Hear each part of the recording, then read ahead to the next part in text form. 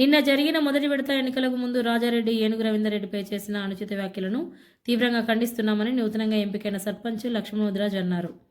ఊరిలో నువ్వు నియమించిన ఒక్క వార్డు మెంబర్ కూడా గెలవలేదు, నువ్వు ఒక లీడర్ అని మరచి చేసిన మాటలను అదుపులో పెట్టుకోవాలని హెచ్చరించారు. రావడం జరిగింది. వచ్చి గత 10 సంవత్సరాలుగా కాంగ్రెస్ పార్టీ జెండా మోస్తున్న వ్యక్తి లక్ష్మణ్ అని చెప్పేసి, లక్ష్మణ్ అయితే న్యాయం జరుగుతుంది కాంగ్రెస్ పార్టీకి అనే ఉద్దేశంతో రవీందర్ రెడ్డి గారు నాకు మద్దతు తెలిపి వెళ్ళడం జరిగింది. దానిపైన ఈ వర్ణి మండల నాయకులు సురేష్ బాబా కానీ, బీసీసీ డెలిగేట్ అని చెప్పుకునే రాజారెడ్డి కానీ, డిస్టిక్ యూత్ కాంగ్రెస్ డైరెక్టర్ అని చెప్పుకునే కృష్ణ కానీ వీళ్ళు మాట్లాడుతూ ఉన్నారు. రవీందర్ రెడ్డి ఎవరు మా ఊరికి వచ్చి డిక్లేర్ చేయడం అని చెప్పేసి. రవీందర్ రెడ్డి అనే వ్యక్తి అధిష్టానం సోనియా గాంధీ గారి పంపిస్తే బాన్సోడకు వచ్చి సోనియా గాంధీ రాహుల్ గాంధీ గారి యొక్క ఆదేశాల మేరకు బాన్సోడకు వచ్చి రవీందర్ రెడ్డి గారు ఓడిపోయిన తర్వాత కూడా కాన్స్టిట్యున్సీలో ప్రతి కాంగ్రెస్ పార్టీ నాయకులకు అండగా ఉంటూ, కార్యకర్తలకు అండగా ఉంటూ సేవలు చేస్తూ ఉన్నారు. ఎంపీ ఎలక్షన్లో అత్యధిక మెజార్టీ తెప్పించి ఎంపీని కూడా గెలిపించిన వ్యక్తి రవీందర్ రెడ్డి గారు. మొన్న జరిగినటువంటి బై ఎలక్షన్లో, జూబ్లీ హిల్స్ బై ఎలక్షన్లో షేక్పేట్ డివిజన్లోనే అత్యధిక మెజార్టీ తీసుకొచ్చిన వ్యక్తి రవీందర్ రెడ్డి గారు. అలాంటి రవీందర్ రెడ్డి గారి గురించి ఎవరు అని మాట్లాడుతూ ఉన్నారు. సురేష్ బాబు వర్ణి మండల అధ్యక్షులు సురేష్ బాబు గారికి నేను ఒకటే చెప్పదలుచుకున్నా. అన్న, మీరంటే నాకు మంచి గౌరవం. ఎందుకంటే గత 20-30 సంవత్సరాలుగా మీరు జెండా మోస్తున్న వ్యక్తి వాస్తవమే. కానీ ఒకవైపు మొగ్గు చూపి ఇంకొక వైపు కాంగ్రెస్ పార్టీ నాయకుల మొహాన్ని చూడకుండా అది వేరే విధంగా మాట్లాడడం సరైన పద్ధతి కాదు. ఎందుకంటే మా నాయకుడు పోచారం శ్రీనివాసరెడ్డి గారు, మా నాయకుడు బాలరాజు గారు అని చెప్తా ఉన్నారు. మీ నాయకుడు పోచారం శ్రీనివాసరెడ్డి గారు అయితే కాంగ్రెస్ పార్టీ మీటింగ్లోకి ఎందుకు వస్తలేరు? ఏ రోజైనా మీరు కాంగ్రెస్ పార్టీ జెండా కప్పారా పోచారం శ్రీనివాసరెడ్డి గారి పైన అని నేను అడగదలుచుకున్నా. నిజంగా మీరు కాంగ్రెస్ పార్టీకి సిద్ధాంతాలకు కట్టుబడి ఉన్న వ్యక్తి అయితే పోచారం శ్రీనివాసరెడ్డి గారిని ఇప్పుడు నెక్స్ట్ రెండో విడత 14-17 తారీఖు ఎలక్షన్లు కామారెడ్డి డివిజన్లో జరుగుతూ ఉన్నాయి. ఆ ఎలక్షన్లో మీరు పక్క నుండి కాంగ్రెస్ పార్టీ కార్యకర్తలకు సపోర్ట్గా ప్రచారం చేయమని చెప్పండి. మీరు కూడా కాంగ్రెస్ పార్టీ సిద్ధాంతాలకు అనుకూలంగా పనిచేస్తున్నారని చెప్పేసి నేను అనుకుంటానన్నా. ఇంకోటి, కూనిపూర్ రాజారెడ్డి గారు అంటే కూడా నాకు చాలా గౌరవం. అయినా నేను పీసీసీ డెలిగేట్నున్నా, నన్ను అడగకుండా నా ఊరికి ఎట్లా వస్తా అని చెప్పేసి చెప్తా ఉన్నాడు. అయ్యా, పీసీసీ డెలిగేట్ అనేది ఏదైనా పట్టా ఉంటే చూపిస్తావని చెప్పేసి అడుగుతా ఉన్నా. నీ దగ్గర పట్టా లేదు కానీ పీసీసీ డెలిగేట్ అని పేరు చెప్పుకొని ఊరేగుతా ఉన్నావు. నీ పక్కనున్న సురేష్ బాబా గారే నీకు పీసీసీ డెలిగేట్ ఎక్కడని చెప్పేసి నా ముందు నాతో గొడవబడిన వ్యక్తి సురేష్ బాబా గారు. పీసీసీ డెలిగేట్ లేకుండా కూడా పెట్టుకొని తిరుగుతూ ఉన్నావు.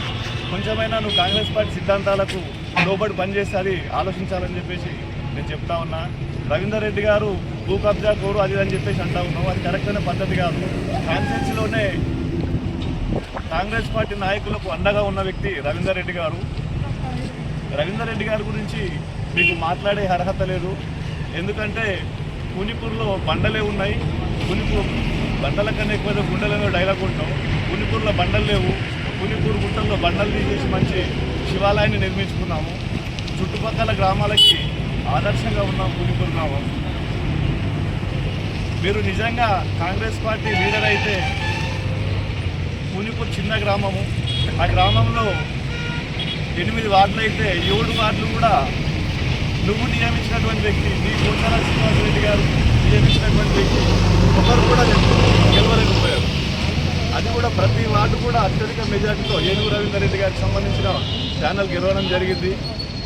నువ్వు నిజంగా కాంగ్రెస్ పార్టీ సిద్ధాంతాలు ఏవైతే ఇదే గుర్రబ్బొమ్మ వెనకాలకు వచ్చి రమ్మని చెప్పు ఏనుగు రవీందర్ రెడ్డి గారిని, నేను మాట్లాడతానని చెప్పడం జరిగింది. నేను చెప్తా ఉన్నా, నేను ఈరోజు సోషల్ మీడియా ఇన్ఛార్జ్గా పనిచేశాను. నేను మీకు ఒకటే అడగదలుచుకుంటా. నేను వచ్చాను గుర్రబొమ్మ కాడికి, నువ్వు రా, నీ కాంగ్రెస్ పార్టీ సిద్ధాంతాలు ఏందో. గత 30 సంవత్సరాలుగా ఈయన కాంగ్రెస్ పార్టీలో పనిచేస్తున్నాడు. ఈయన నేర్పుతాడు కాంగ్రెస్ పార్టీ సిద్ధాంతాలు ఏందో. లేదు అంటే నువ్వు పోచారం శ్రీనివాసరెడ్డి గారికి కాంగ్రెస్ పార్టీ కండవా కప్పు. ఇన్నిసార్లు పోయినావు, ఏ రోజైనా నువ్వు కాంగ్రెస్ పార్టీ కండవా కప్పావా? మా పోచారం శ్రీనివాసరెడ్డి అంటున్నావు. అయితే నువ్వు టీఆర్ఎస్ పార్టీనా కాంగ్రెస్ పార్టీనా రాజారెడ్డి చెప్పాలి నువ్వు. ఇంకో వ్యక్తి కృష్ణారెడ్డి గారు ఏమంటారంటే, ఆయన డిస్టిక్ ఇది యూత్ కాంగ్రెస్ ఏదో కోఆర్డినేటర్ అంట. అది ఎన్నోట్లతో వచ్చినా నాకే తెలియదు, చెప్పదలుచుకోను. ఎందుకంటే నేను పార్టీకి గౌరవిస్తాను. ఆయన ఏమంటాడంటే వాడు వీడు అని సంబోధిస్తాడు. అయ్యా నువ్వు వాడు వీడని సంబోధిస్తావు, నేను నీకన్నా చిన్నవాడిని, నేను చిన్నవాళ్ళకన్నా గౌరవిస్తా. ఎందుకంటే నా మనస్తత్వము అలాంటిది, మీలాగా మూర్ఖుని కాదు నేను. నాకేదో భూ కబ్జా కోరు, ఎకరం పొలం ఉన్నది, ఎకరం భూమి కబ్జా చేశాడని చెప్పి చెప్పడం జరిగింది. నేను ఇది ఒకటే సూచన సమాధానం చెప్పదలుచుకున్నా. నేనే కనుక భూ కబ్జా చేసి ఉంటే ఈరోజు నన్ను విలేజ్లో సర్పంచ్గా గెలిపించేటోళ్ళు కాదు. మీరు నిల్చోబెట్టిన 7 వార్డు మెంబర్లను కూడా మా ప్యానలే గెలిచింది, వాళ్ళను కూడా గెలిపించేవారు కాదు. నేను ఇంకోటి ఏం చెప్పదలుచుకున్నానంటే, నువ్వు ఏదైతే ఎకరం భూమి అన్నావు కదా, నాకు 10 గుంటల భూమి కొలిసియు, నేను ఏదైతే కబ్జా చేసిందో 10 గుంటల భూమి కొలిసియు, నీకు సలాం కొడతా. లేదంటే నా గ్రామ పంచాయతీలో ఇప్పుడు మోర్లు తీసే పని ఉంది, దానికి ఏమన్నా నువ్వు చేయగలుగుతావా, దీనికి సవాల్ విసురుతున్నా, దీనికి సమాధానం చెప్పగలుగుతావా అని అంటున్నా.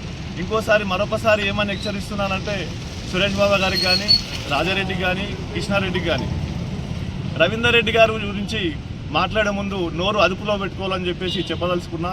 ఎందుకంటే అన్ని రోజులు మన రోజులు కావు, బండ్లు ఓడలు అవుతాయి, ఓడలు బండ్లు అవుతాయి. జాగ్రత్తగా ఉండే, నోరు అదుపులో పెట్టుకొని మాట్లాడతారని ఇంకోసారి హెచ్చరిస్తాం. ధన్యవాదాలు. జై కాంగ్రెస్.